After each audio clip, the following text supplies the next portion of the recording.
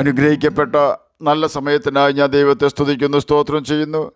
ദൈവവചനം ശ്രവിച്ചുകൊണ്ടിരിക്കുന്ന എല്ലാ ദൈവമക്കൾക്കും വീണ്ടും വരാമെന്ന് അരുളി ചെയ്തവനായ കർത്താവായ യേശു ക്രിസ്തുവിൻ്റെ ധന്യനാമത്തിൽ ഞാൻ എൻ്റെ സ്നേഹവന്ദനം അറിയിക്കുന്നു. ഇന്നത്തെ അല്പസമയത്തെ ചിന്തയ്ക്കായി ഉൽപ്പത്തി പുസ്തകം 21 അധ്യായം 19 വാക്യത്തിൻ്റെ ആദ്യ ഭാഗം നമുക്ക് വായിക്കാം. ദൈവം അവളുടെ കണ്ണ് തുറന്നു, അവളൊരു നീരുറവ കണ്ടു. അനുഗ്രഹിക്കപ്പെട്ട ഒരു വേദവാക്യമാണ് നാം കേട്ടത്. അവൾ കണ്ട നീരുറവ അവിടെ തന്നെ ഉണ്ടായിരുന്നു എന്ന് വേണം ചിന്തിക്കുവാൻ. കാരണം ദൈവം ഒരു നീരുറവ തുറന്നു എന്നല്ല, അവളുടെ കണ്ണ് തുറന്നു എന്നാണ് അവിടെ രേഖപ്പെടുത്തിയിരിക്കുന്നത്. ഭാവിക്ക് വേണ്ടി നാം വളരെ അധ്വാനിക്കുന്നവരാണ്. പല വ്യക്തികളും അധ്വാനിക്കുന്നത് ലക്ഷ്യബോധമില്ലാതെയാണെന്ന് മാത്രം.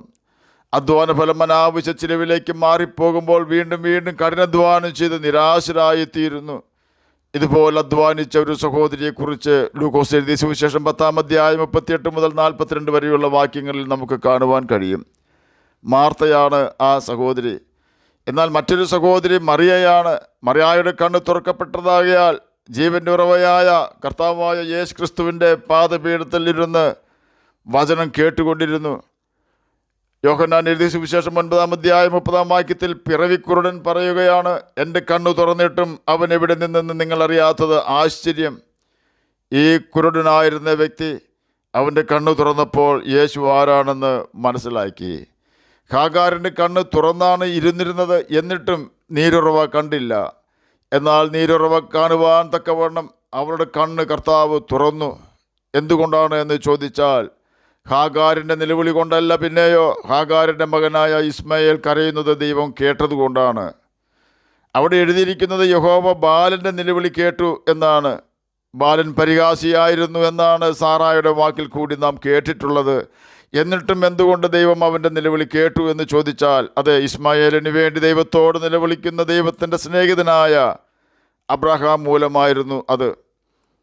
യോഹന്നാൻ എഴുതിയ സുവിശേഷം 9 അധ്യായം 39 മുതൽ 41 വരെയുള്ള വാക്യങ്ങളിൽ ഇപ്രകാരം രേഖപ്പെടുത്തിയിരിക്കുന്നു, കാണാത്തവർ കാണുവാനും കാണുന്നവർ കുരുടർ ആകുവാനും ഇങ്ങനെ ന്യായവിധിക്കായി ഞാൻ ഇഹലോകത്തിൽ വന്നു എന്ന് യേശു പറഞ്ഞു.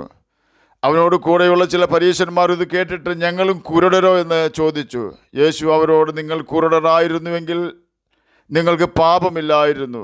എന്നാൽ ഞങ്ങൾ കാണുന്നു എന്ന് നിങ്ങൾ പറയുന്നതുകൊണ്ട് നിങ്ങളുടെ പാപം നിൽക്കുന്നുവെന്ന് പറഞ്ഞു. എന്തുകൊണ്ടാണ് ഈ വാക്യങ്ങൾ ഞാൻ വായിച്ചതെന്ന് ചോദിച്ചാൽ, കണ്ണ് കാണുന്നവരായ യഹൂദന്മാർ യേശുവിനെ തിരിച്ചറിഞ്ഞില്ല. എന്നാൽ കുരുടനായിരുന്ന യൗവനക്കാരൻ യേശുവിനെ തിരിച്ചറിഞ്ഞു. ചുരുക്കി പറഞ്ഞാൽ, ദൈവം നമ്മുടെ കണ്ണ് തുറന്നാലേ കണ്ണ് കാണുന്നവരായാലും നമുക്ക് യേശുവിനെ മനസ്സിലാക്കുവാനും യാഥാർത്ഥ്യം അറിയുവാനും കഴിയൂ. അതുകൊണ്ട് ദൂരക്കാഴ്ച അഥവാ നിത്യതയെക്കുറിച്ചുള്ള കാഴ്ച ലഭിച്ച നാം അത് നഷ്ടപ്പെടുത്താതെ സൂക്ഷിക്കണം. അബ്രഹാമിനെ പോലെ കർത്താവ് നമ്മെയും വിളിച്ചിറക്കി ദൂരക്കാഴ്ച തന്നു. ദൂരക്കാഴ്ച ലഭിക്കാത്ത അബ്രഹാമിൻ്റെ അപ്പനും അബ്രഹാമിൻ്റെ സഹോദരപുത്രനായ ലോത്തും ലക്ഷ്യത്തിലേക്ക് നടന്നെടുക്കുവാൻ കഴിയാതെ വഴി പിരിഞ്ഞു പോയി. ദൈവവിളി കേട്ട് ഇറങ്ങി തിരിച്ചിരിക്കുന്ന എന്നെ കേൾക്കുന്ന പ്രിയ ദൈവമകനെ, ദൈവമകളെ, നമ്മോടൊപ്പം ഓടിത്തുടങ്ങിയവർ പലർ ഓട്ടം നിർത്തി അണയ്ക്കുകയാണ്. അവരുടെ കണ്ണ് തുറക്കപ്പെട്ടിട്ടില്ല എന്ന യാഥാർത്ഥ്യം നാം മറന്നു പോകരുത്. ദൂരക്കാഴ്ച അവർക്കില്ലാത്തത് കൊണ്ടാണ് അവർ നിൽക്കുന്നത്. അപ്രകാരം നിൽക്കുവാനല്ല, ഓടുവാനാണ് കർത്താവ് നമ്മെ തിരഞ്ഞെടുത്ത് അടുപ്പിച്ചിട്ടുള്ളത്. അബ്രഹാമിൻ്റെ അപേക്ഷപ്രകാരം ലോത്തിനെ ഓർത്ത് വിടുവിച്ചവൻ, അബ്രഹാമിൻ്റെ നിലവിളി മാനിച്ച് ഇസ്മായേലിൻ്റെ കരച്ചിൽ കേട്ടവൻ നമ്മുടെ കരച്ചിലും കേൾക്കാതിരിക്കുകയില്ല. അബ്രഹാമിനെ പോലെ തന്നെ നാമും എബ്രായർക്ക് എഴുതിയ ലേഖനം 11 അധ്യായം 10 വാക്യത്തിൽ രേഖപ്പെടുത്തിയിരിക്കുന്നത് പോലെ ദൈവം ശില്പിയായി നിർമ്മിച്ചതും അടിസ്ഥാനങ്ങളുള്ളതുമായ നഗരത്തിനായി കാത്തിരിക്കണം. ഹാഗാറിൻ്റെ കണ്ണ് തുറന്നപ്പോൾ തൻ്റെ മകൻ്റെ കരച്ചിൽ മാറുവാൻ തക്കവണ്ണം പാത്രത്തിൽ അവൾ ജലം നിറച്ച് മകനെ കുടിപ്പിച്ചു. നാമും കണ്ണ് തുറക്കപ്പെട്ടവരാകയാൽ യേശുവിൻ്റെ അടുക്കൽ ചെന്ന് ജീവൻ്റെ ജലം പ്രാപിച്ച് മറ്റുള്ളവർക്ക് പകരുവാൻ പ്രാപ്തരാകണം. കാരണം താൽക്കാലികമായ നന്മകളല്ല, നിലനിൽക്കുന്ന ഉത്തമ സമ്പത്താണ് നാം ആഗ്രഹിക്കേണ്ടത്. ഹാഗാർ അല്പം താഴ്മയുള്ളവളായി അബ്രഹാമിൻ്റെയും സാറായുടെയും ദൈവത്തിൽ ആശ്രയിച്ച് സാറയ്ക്ക് കീഴടങ്ങി ജീവിച്ചിരുന്നെങ്കിൽ, സാറായെ അനുസരിച്ച് ജീവിച്ചിരുന്നെങ്കിൽ അബ്രഹാമിനോടും സാറായോടും കൂടെ എലയാസറെ പോലെ തന്നെ സമാധാനത്തോടും സന്തോഷത്തോടും താൻ പ്രസവിച്ച ഇസ്മായേലുമായി ജീവിക്കുവാൻ കഴിയുമായിരുന്നു. എന്നാൽ അതിന് കഴിയാതെ ഹാഗാർ ആ ദൈവഭവനത്തിൽ നിന്നും തള്ളപ്പെട്ടവളായിത്തീർന്നു. അവളും അവളുടെ മകനും ഇപ്പോൾ മരുഭൂമിയിൽ അബ്രഹാമിനാൽ തള്ളപ്പെട്ടവരായി ദാഹം കൊണ്ട് വലയുന്നു. എന്താണ് ഇതിന് കാരണമെന്ന് നാം മനസ്സിലാക്കണം. തൻ്റെ യജമാനത്തി തനിക്ക് തൻ്റെ ഭർത്താവിന് തരികയും അവനാൽ താൻ ഗർഭിണിയാവുകയും ചെയ്തപ്പോൾ മിസ്രൈമിൽ നിന്നും സാറ വില കൊടുത്തു മേടിച്ച ഹാഗാർ എന്ന സാറായുടെ ദാസി സാറായെ ധിക്കരിക്കുകയാണ്. ഗർഭിണിയായ ഹാഗാർ മച്ചിയായ സാറായെ പെനിന്ന ഹന്നയെ നിന്ദിച്ചതുപോലെ നിന്ദിക്കുകയാണ്, ധിക്കരിക്കുകയാണ്. സാറ ഹാഗാറിനാൽ കഷ്ടപ്പെടുകയാണ്.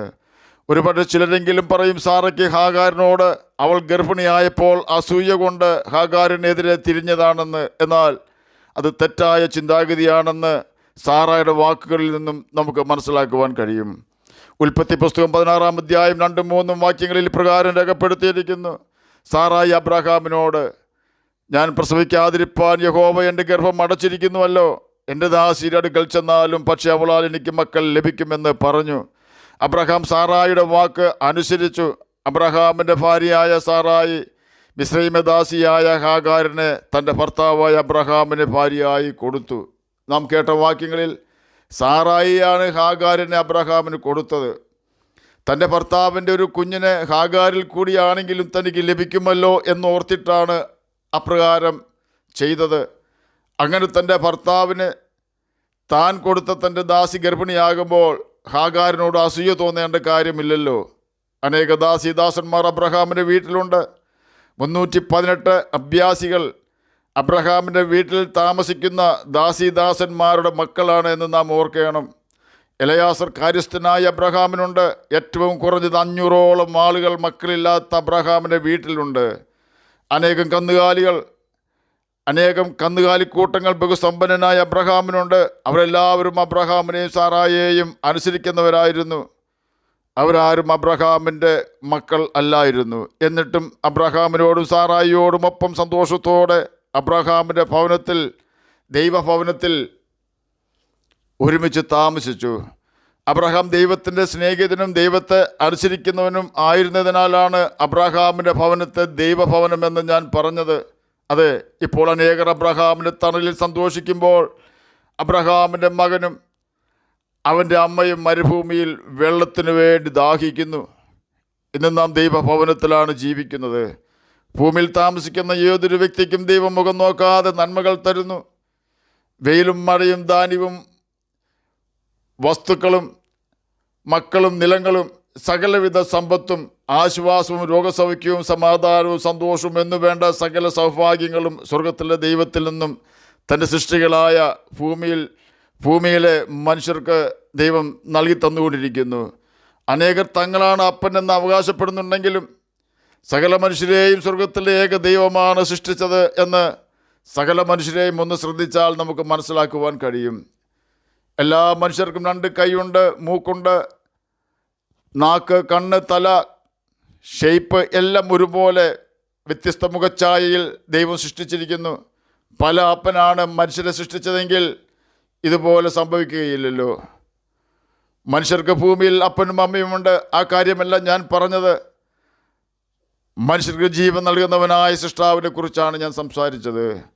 പല അപ്പനാണെങ്കിൽ ഇതുപോലെ സംഭവിക്കുകയില്ലല്ലോ. ഓർക്കുക, സ്വർഗത്തിലെ ദൈവത്തിൻ്റെ നന്മകൾ നമുക്ക് അനുഭവിക്കുവാൻ കഴിയുന്നത് നാം മരിക്കുന്നത് വരെ മാത്രമാണ്. അതുവരെ മാത്രമേ നമുക്ക് എല്ലാവർക്കും ദൈവമക്കൾ എന്ന പേരിൽ അഥവാ ദൈവമക്കളായി ഭൂമിയിൽ ജീവിക്കുവാൻ കഴിയൂ. നാം മരിച്ചു കഴിഞ്ഞാൽ ദൈവകൽപ്പന അനുസരിച്ച് ജീവിച്ചവർക്ക് മാത്രമേ ദൈവഭവനത്തിലേക്ക് പ്രവേശനം ലഭിക്കൂ. ദൈവകൽപ്പന ധിക്കരിച്ച് പാപം ചെയ്ത് ദൈവത്തെ അനുസരിക്കാതെ ജീവിച്ചവർ ഹാഗാരിനെ പോലെ എന്നേക്കുമായി ദൈവസാന്നിധ്യം വിട്ട് സമാധാനവും സന്തോഷവും വിട്ട് സാത്താനും അവൻ്റെ സൈന്യവും കിടക്കുന്ന ഗന്ധകം കത്തുന്ന തീ പൊയ്കയിൽ വീഴേണ്ടി വരും. അപ്രകാരം നാം നശിച്ചു പോകാതിരിക്കുവാനാണ് കർത്താവായ യേശു ക്രിസ്തു കാൽവരി ക്രൂശിൽ നമുക്ക് വേണ്ടി യാഗമായി തീർന്നത്. നാം യേശുവിൻ്റെ കാൽവരിയിലെ യാഗത്തെ വിശ്വസിച്ച് പാപങ്ങളെ ഏറ്റുപറഞ്ഞ് ഉപേക്ഷിച്ച് വീണ്ടും പാപം ചെയ്യാതെ ബൈബിൾ വായിക്കുകയും അനുസരിക്കണമെന്ന് അതിൽ എഴുതിയിരിക്കുന്ന കാര്യങ്ങൾ അനുസരിച്ചുകൊണ്ട് ജീവിക്കുകയും ചെയ്താൽ ഈ ഭൂമിയിൽ തന്നെ സമാധാനത്തോടും സന്തോഷത്തോടും ജീവിക്കുവാനും മരണശേഷം നമുക്ക് ദൈവത്തോടു കൂടെ വസിക്കുവാനും ഇടയായിത്തീരും. കാരണം യേശുവിൻ്റെ രക്തം നമ്മുടെ സകല പാപവും പോക്കി നമ്മെ ശുദ്ധിയുള്ളവരാക്കി തീർക്കുകയും യേശു തൻ്റെ പരിശുദ്ധാത്മാവിനാൽ നമ്മെ നിറയ്ക്കുകയും ചെയ്യുന്നു. അങ്ങനെ നാം ദൈവമക്കളായി തീരുന്നു. ദൈവമക്കൾ ദൈവഭവനത്തിലാണല്ലോ വസിക്കേണ്ടത്. ആകയാൽ നമുക്ക് യേശുവിൻ്റെ കൽപ്പനകൾ അനുസരിച്ച് ദൈവമക്കളായി തീർന്ന് നിത്യജീവനാവകാശികളായി തീരാം. അതിന് കർത്താവ് നമ്മെ സഹായിക്കട്ടെ എന്ന് പ്രാർത്ഥിച്ചുകൊണ്ട് ഞാൻ എൻ്റെ വാക്കുകളിൽ നിന്നും വിരമിക്കുന്നു. നമുക്ക് പ്രാർത്ഥിക്കാം. ഞങ്ങളെ സ്നേഹിക്കുന്ന സ്വർഗീയ പിതാവേ, നല്ല വചനത്തിനായി അങ്ങയെ സ്തുതിക്കുന്നു, സ്തോത്രം ചെയ്യുന്നു. എന്നെ കേൾക്കുന്ന ഏതെങ്കിലും പ്രിയപ്പെട്ടവർ അങ്ങയെ തിരിച്ചറിയാതിരിക്കുന്നുവെങ്കിൽ തിരിച്ചറിയുവാൻ തക്കവണ്ണം അങ്ങയെ തിരിച്ചറിയുവാൻ തക്കവണ്ണം അവരുടെ ഹൃദയകണ്ണുകളെ തുറക്കണമെന്നടിയൻ പ്രാർത്ഥിക്കുന്നു. രോഗത്താൽ ഭാരപ്പെടുന്നവർക്ക് രോഗസൗഖ്യം കൊടുക്കണമേ. സമാധാനമില്ലാത്തവർക്ക് സമാധാനം കൊടുക്കണമേ. അന്ത്യത്തോളം അങ്ങയുടെ വിശ്വസ്തരായിട്ട് ജീവിപ്പാൻ ഞങ്ങളെ സഹായിക്കണമേ.